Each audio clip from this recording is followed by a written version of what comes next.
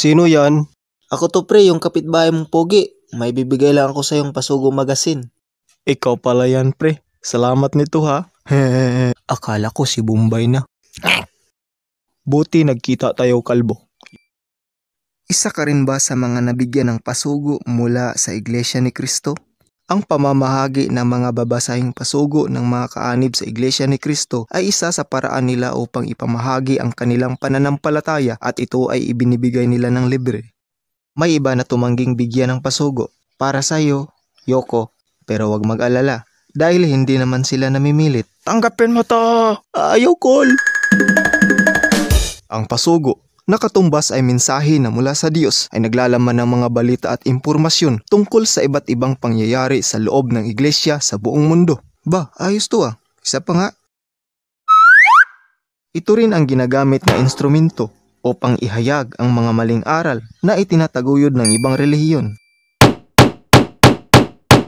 Alam nyo ba na ang unang editor-in-chief ng Pasugo ay ang kapatid na Felix Y. Manalo? Noong February 1939, inilabas ang maiden issue ng Pasugo. Sa pagdaan ng mga taon ay natigil ang pag-imprinta nito mula noong February 1941 hanggang December 1950. Ito ang mga taon ng digmaan dahil sa pagsupil ng kalayaan sa mga Pilipino dulot ng pananakop ng mga Hapon ay hindi nagkaroon ng pagkakataon na makapaglathala ang kahit sinong organisasyon na mga babasahin. Pagkatapos ng digmaan, muling binuhay ang paglilimbag ng Pasugo Magazine na may bagong editor-in-chief na si kapatid na Benjamin G. Santiago Sr. bilang kahalili sa kapatid na Felix Manalo upang ipagpatuloy ang gawaing nasimulan.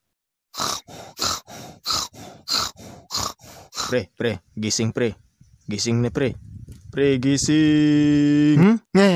Basahin mo tong Pasugo pre, maganda to.